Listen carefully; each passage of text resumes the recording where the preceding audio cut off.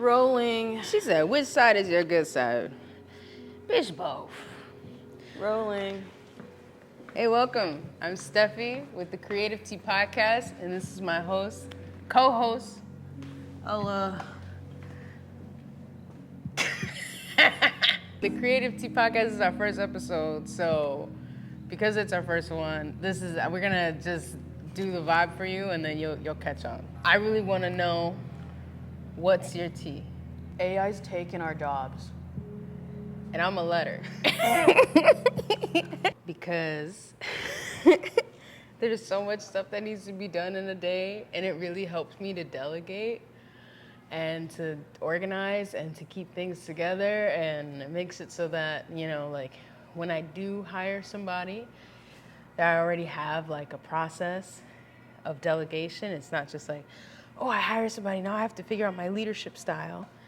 So there's that, but also AI has been doing a lot of the grunt work, and I think it's important to keep them in that lane of doing the grunt work.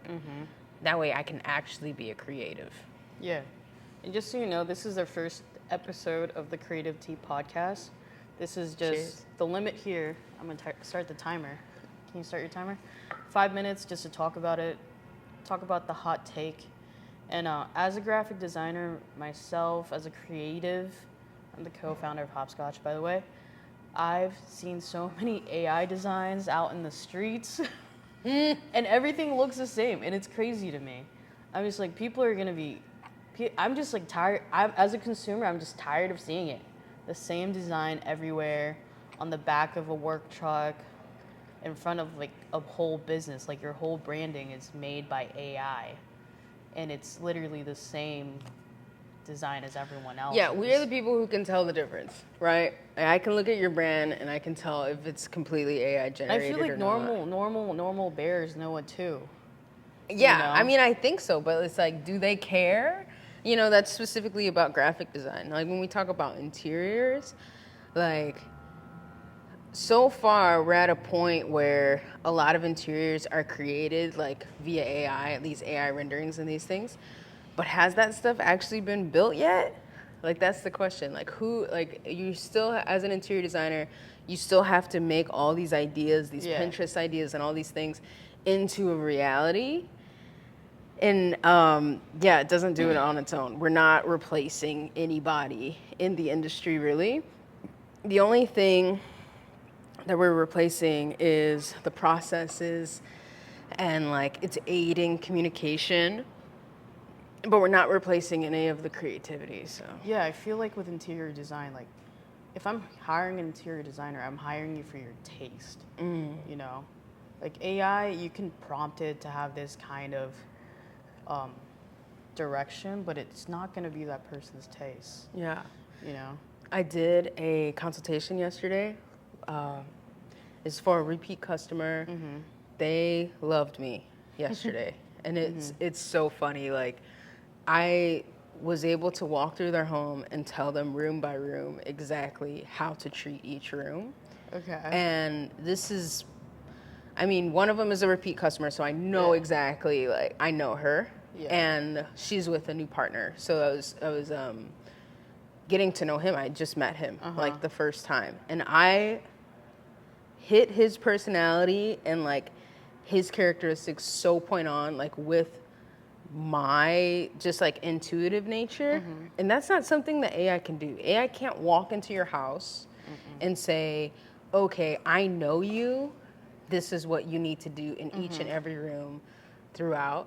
That's something that somebody who's highly gifted, highly experienced can do. So it's like, AI is never gonna replace the Steffi, right? AI can replace all the little things that keep me down, right? Yeah. But it's never going to replace like me actually walking into, your space and giving it the life that it needs, that you're craving. So. Yeah, and I see a lot of founders, when you're in the startup scene here in San Diego, a lot of people are bootstrapping their company. Been there. And literally design's like the last thing on their mind. Yeah. And honestly, you could come up with a cool, like, simple logo with Claude Yeah. with those other AI tools, but it's not going to create like a full brand guide for you.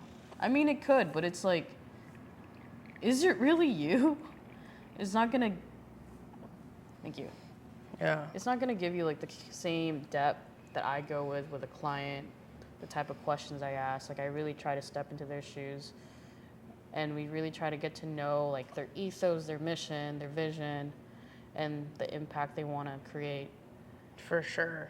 Wow. I think you really hit the head, like the nail on the head or whatever that saying is. Hit the head. Hit the head. You hit the head, man. And I say that because, yeah, it's like, is it really you? And that's the thing. Like, it gets down to intention. Mm-hmm. And I'm writing up so the client I visited yesterday, I do a write up of everything we talked about. And in the write up, it's like, okay, we have to be super intentional with this specific. They have a very specific sort of program in one of the rooms, and I'm like, this has to be so specific and so intentional. Yeah. Otherwise, it'll end up your clutter room. Yeah.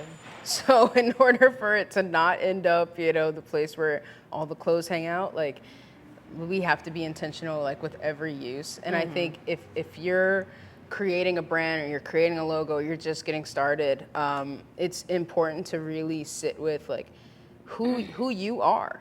Like AI isn't going to know you.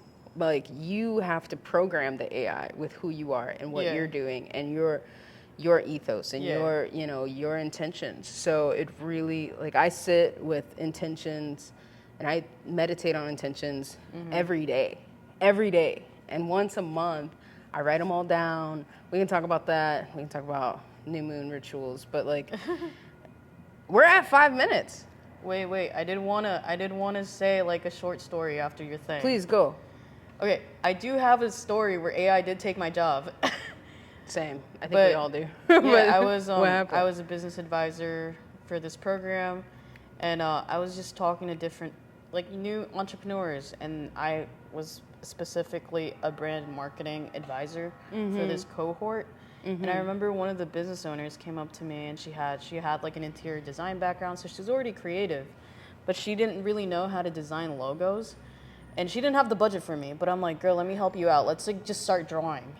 And I was like, all right, like I definitely think you should change your name, because what your current name now is limiting to what you're actually your products and services that you do. Yeah. So I found this out after. She did change her name, and like the stuff we drew together, she actually implemented it, and she won her pitch competition. Right. So I'm like, even though like, I don't know, like even though you can't afford like a full design agency to design your brand, like get someone that's in that realm that can just give you some advice, like give them like $100 or something, just to like, just for their time, and really utilize their creativity and skills to help you and your brand. Because I think branding, creating a logo, it's more than just a logo. It's how you're going to be facing your clients and your future customers.